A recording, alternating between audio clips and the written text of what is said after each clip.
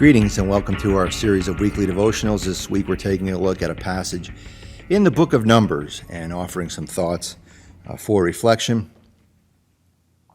I remember in church several years ago I showed a video and it was about how people follow.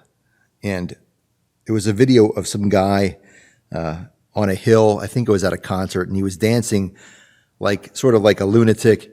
And people were just kind of sitting there staring at him like, you're very strange.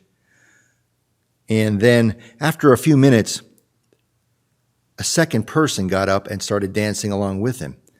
And when that second person got up, well, that triggered the whole crowd. Soon, before you knew it, the entire crowd had followed and joined in, and they were all dancing on that hillside. And it was sort of a lesson or an example of how sort of peer pressure, or how crowds end up being moved to follow this sort of mob mentality. And I think that's evidenced in this passage in the book of Numbers. We hear in verse 4, "The rabble among them had a strong craving, and the Israelites also wept again and said, 'If only we had meat to eat. We remember the fish we used to eat in Egypt for nothing, the cucumbers, the melons, the leeks, the onions, and the garlic. But now our strength is dried up, and there is nothing at all but this manna to look at.' Moses heard the people weeping throughout their families, all at the entrances of their tents." Now there's, again, I mentioned yesterday, a difference between the book of Exodus, which sort of tells this same story, and the interpretation of the story in the book of Numbers. And in the book of Exodus, the complaining is just sort of a general complaining that begins among all the people. We don't really hear how it begins, but in the book of Numbers, it's very clear that there's a rabble. There's a few disgruntled people in the congregation, and it spreads. The rabble spreads, the weeping spreads, the complaining spreads among all of the community of people.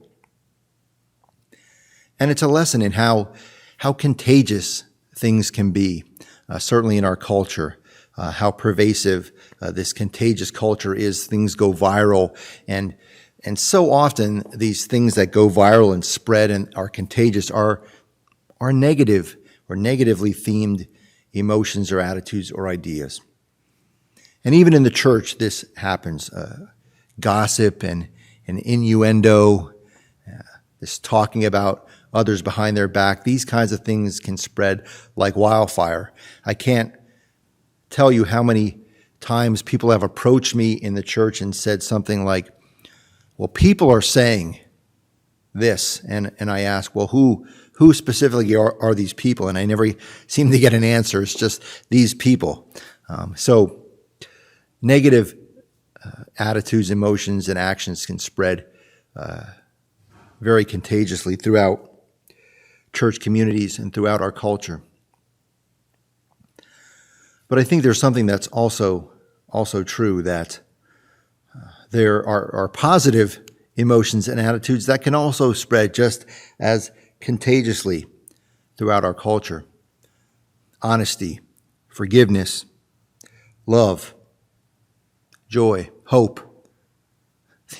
These things can be just as contagious as weeping and complaining and rabble.